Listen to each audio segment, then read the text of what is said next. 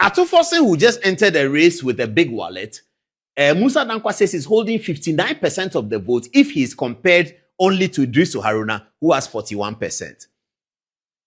Asiedu Nketiah. Now, you see, politics is interesting. Idrisu Haruna supporters will be laughing. Asiedu Nketiah sat in a room and decided to upset Haruna Idrisu's leadership with Case Atuforsen. He brought Case. Atuforsen was not a big deal at the time. It was Asiedu Nketiah who birthed Atuforsen as a big deal. Kwesi Pratt Jr., sitting on Good Morning Ghana, talked about the change between Atuforsen and Asiedu Nketiah. He called it strange. He told Randy Abe on Good Morning Ghana that this is a strange decision. Strange. They removed Haruna Idrisu and brought Atuforsen. Today, Atuforsen has germinated. He's going to hit Asiedu Nketiah.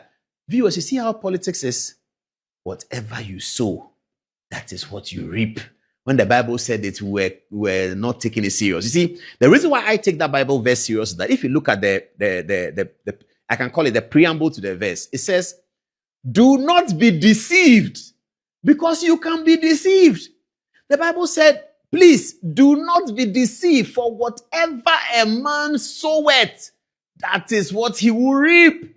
And the Bible cautioned you, do not be deceived. I said, Nketiah, he thought he was doing Haruna Idrisu.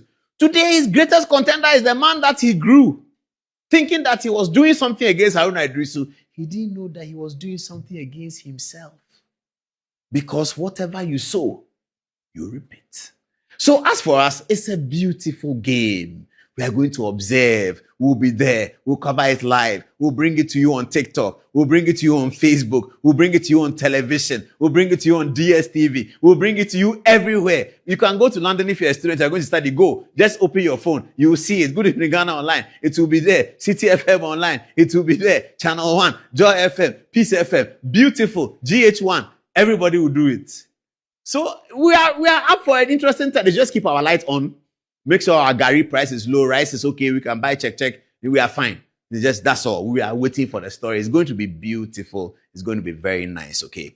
So, Atuforsen and Idrisu Haruna.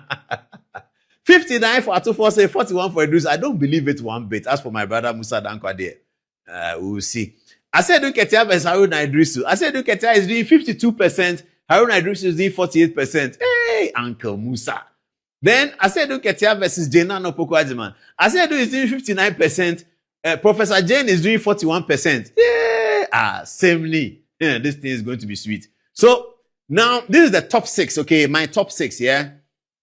So Musa Dankwa would like us to believe that John Mahamed's candidate Atuforsen is 1. John Mahamed's non-candidate Asiedu Nketiah is 2.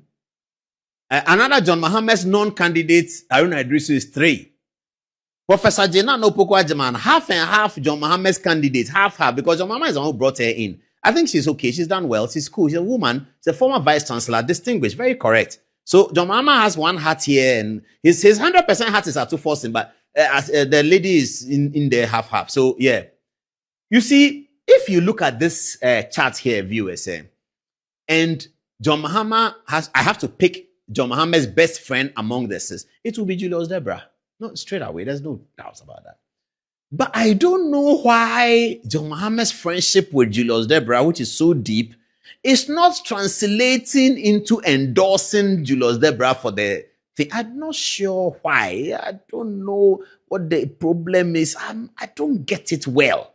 Even though Musa Dankwa has excluded Eric Opoku, the Greek minister, I know he's going to come up. He has also excluded Ama Kofi Boa, the lance minister. I know he's going to come up. So let's wait a bit. But this is a top 6, certainly. So, viewers, those of you who know, can you help me? Why is John Mahamed's friendship with Julius Deborah not translating into an endorsement for the presidential race? This guy has been his chief of staff. Now, viewers, I'm going to tell you something else. If you look at John Mahamed's government, the first 2013-2017, and you look at this one, there's only one person that John Mahamed has retained in his administration in the same position. One pet. Because Professor Jena Opoku-Agyeman is her first time as vice president. She was running mate and lost the election. And she was retained as running mate. That's not a government role. The vice president is a government role. Running mate is political role. So we can't equate the two. Ambassador Julius Debra is the only one.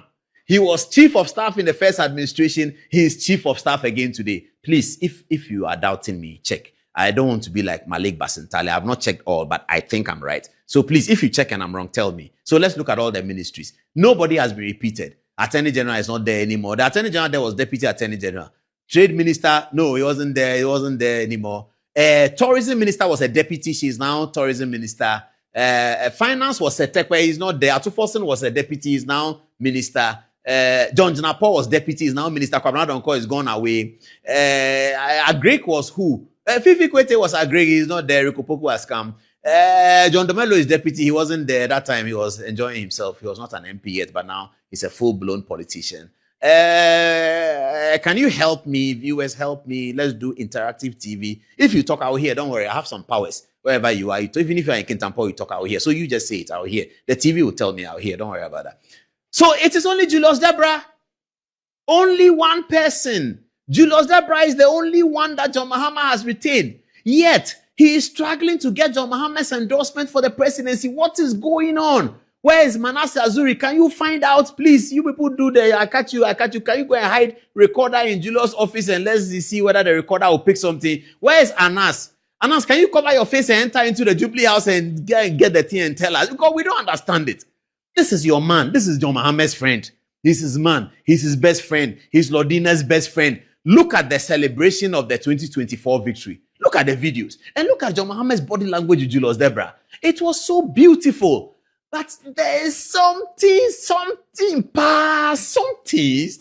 not adding up somewhere. Ras Mubarak, that's the first topic for our meeting when we meet. Something is not adding up somewhere. Why is President Mahama refusing to endorse his best friend for presidency? I don't understand it. What is happening? Well, what is happening is happening. Me, I see Joshua Alabi, who I support, Me, I support people who have done great things. Joshua Alabi, Tali, you have to give it to him. You have to give it to him. Have you seen what he has done with UPSA? Whether he's an NDC man, he's an MPP man. And then I have to talk about Professor Guski, his wife. I mean, she really is the backbone of developing this education infrastructure. I know that because I've interviewed her, not on television, but I spoke to her. And I spoke to her in 2008 when she had started. And she told me, I met her in a car showroom. She was going to buy a new car. I was going to buy a new car as well. By the grace of God, I bought a new car, 2008. It was very nice.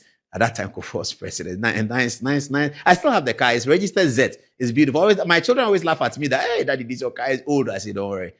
I bought a new car. So I went to the showroom and she was there. And the people told me that is Joshua Alabi's wife. And I said, oh, let me talk to her. I said, madam, how are you? Say, hey, I've been watching your show. Hey, you can worry people. That I get that all the time. So we spoke.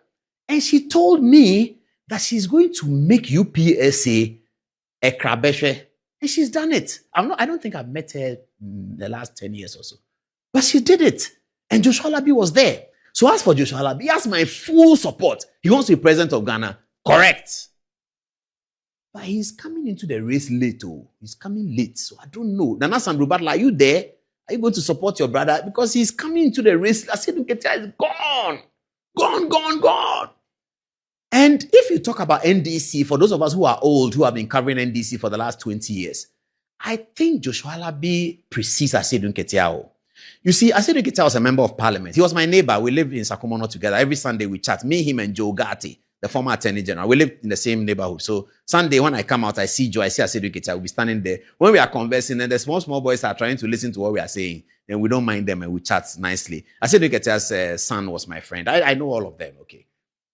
But I think that Alabi was ahead of Asiedu Nketiah in the NDC. I stand to be corrected though, but I think so.